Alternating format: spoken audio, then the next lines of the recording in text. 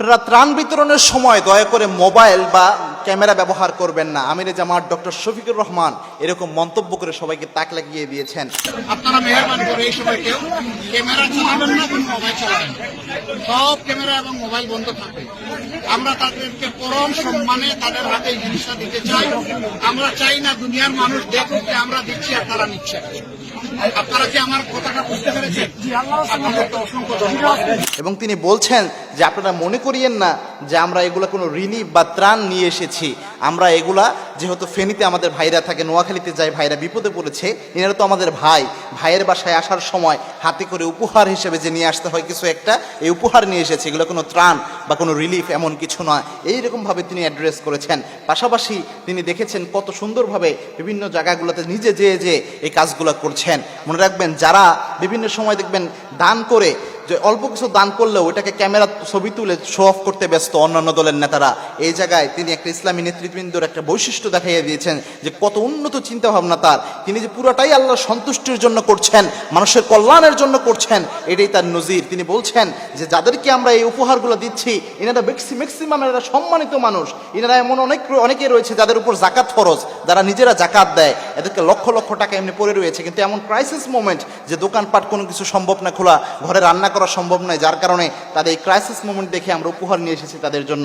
তাই এই মানুষদেরকে ছবিতে নিয়ে আসবেন না আপনারা, এটা তাদের জন্য সম্মানহানি। যেহেতু তারা সম্মানিত, আমরা সম্মানিত মানুষকে সম্মানের সাথে উপহারগুলো পৌঁছে দিতে চাই। কতটা উন্নত চিন্তা চেতনা একজন ইসলামী নেতার মধ্যে রয়েছে, আমি তো অবাক হয়ে গেলাম এই বিষয়টা দেখে। দেখেন রাসূল সাল্লাল্লাহু আলাইহি ওয়াসাল্লাম নিজে এত সম্মানিত কিভাবে হয়েছেন, আল্লাহর হাবিবের নেতৃত্বে মানুষ এত বেশি খুশি কেমনে হয়েছেন, রসুলের এই যে লিডারশিপ পার্সোনালিটি, এটাই মানুষকে কেন এত বেশি অভিভূত হয়েছেন। তার অন্যতম কারণ হচ্ছে আল্লাহর হাবিব মানুষকে মানুষ হিসেবে মূল্যায়ন করতেন, মানুষকে সবচেয়ে বেশি দাম দিতেন আল্লাহর হাবিব সাল্লাল্লাহু আলাইহি ওয়াসাল্লাম। শুধুমাত্র মুসলমানদের নয়, ইহুদি খ্রিস্টানকেও আল্লাহর হাবিব সাল্লাল্লাহু আলাইহি ওয়াসাল্লাম মূল্যায়ন করতেন। একদিন আল্লাহর হাবিব সাল্লাল্লাহু আলাইহি ওয়াসাল্লাম মসজিদে নববীতে বসা, রাসূল সাল্লাল্লাহু আলাইহি ওয়াসাল্লাম বসে আছেন, একটা লাশ যাচ্ছে, আল্লাহর হাবিব সাল্লাল্লাহু আলাইহি ওয়াসাল্লাম দাঁড়িয়ে গেলেন। সাহাবা একরাম বললেন, ইয়া রাসূলুল্লাহ, আপনি যে দাঁড়িয়ে গিয়েছেন এই লাশটাও তো ইহুদির লাশ। আল্লাহর হাবিব সাল্লাল্লাহু আলাইহি ওয়াসাল্লাম বললেন, আওয়ালাইসাত নাফসাক, ইহুদি হোক তবুও তো সে মানুষ, সে তো মানুষ, আমি মানুষ হিসেবে তাকে সম্মান দিয়েছি, দাম দিয়েছি। সে ইহুদি হতে পারে, সে খ্রিস্টান হতে পারে, সে বুদ্ধিস্ট হতে পারে, একটা মানুষ মারা গিয়েছে, তার লাশ যাচ্ছে, মানুষ হিসেবে আমি তাকে রেসপেক্টটুকু দিয়েছি। পাশাপাশি আল্লাহর হাবিব সাল্লাল্লাহু আলাইহি ওয়াসাল্লাম মানুষকে সবচেয়ে বেশি ভালোবাসতেন, সম্মান করতেন, এবং কি আল্লাহর হাবিব সাল্লাল্লাহু আলাইহি ওয়াসাল্লাম মানুষের উপকার করতেন। আবার বলতেন, খায়রুন নাস মান ইয়ানফাউন নাস, শুনে রাখো তোমাদের মধ্যে সর্বশ্রেষ্ঠ ওই ব্যক্তি যে ব্যক্তি মানুষের উপকার করে, মানুষের কল্যাণ করে যে ব্যক্তি, সেই ব্যক্তি সর্বশ্রেষ্ঠ ব্যক্তি।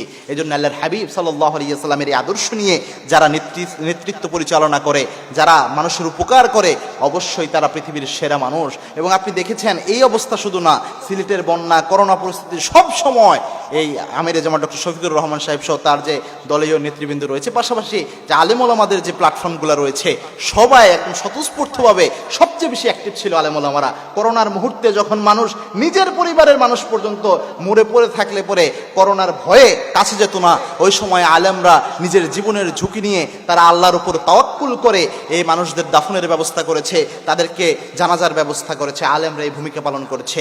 দেশের প্রায় সময় প্রায় ক্রাইসিস মোমেন্টগুলোতে আলেমরা এইভাবে অ্যাক্টিভ থাকে। পাশাপাশি আমার মাদ্রাসার ভাইয়েরা, আমার দ্বীনি ভাইয়েরা সকলে এই ক্ষেত্রে উৎফুল্ল ভূমিকা পালন করে। সুতরাং এই আদর্শ রাসূল ইসলামের যে সুন্নাহগুলা, রসুলের এই যে নেতৃত্বের বৈশিষ্ট্য, রসুলকে মানুষকে সম্মান দেওয়া যে বৈশিষ্ট্যগুলা, এইগুলা নিয়ে যারা নিজের নেতৃত্ব পরিচালনা করে, যে নেতার মধ্যে অহংকার নাই, যে নেতা মনে করে এই নেতৃত্ব আল্লাহর দেওয়া আমানত, আমারতে কোনো ক্রেডিট নাই, আল্লাহ আমানত হিসেবে দিয়েছে, এরকম নেতা যারা, এরকম নেতা আমার দেশের উন্নতির জন্য, সমৃদ্ধির জন্য সবচেয়ে বেশি জরুরি। তাই আল্লাহর কাছে দোয়া করছি, আল্লাহ এই ধরনের যারা কোরআন দিয়ে নিজের নেতৃত্ব পরিচালনা করতে চায়, যারা মানুষকে সবচেয়ে বেশি সম্মান করে, যারা মানবিকতার কাজ করে, এমন নেতৃত্ব, এমন নেতা যারা 1 টাকা দুর্নীতি করে না, এমন নেতা আল্লাহ রাব্বুল আলামিন একটিবারের জন্য হলেও বাংলাদেশে আপনি এদের মাধ্যমে বাংলাদেশকে পরিচালনার ব্যবস্থা করে দিন। আল্লাহুম্মা আমিন।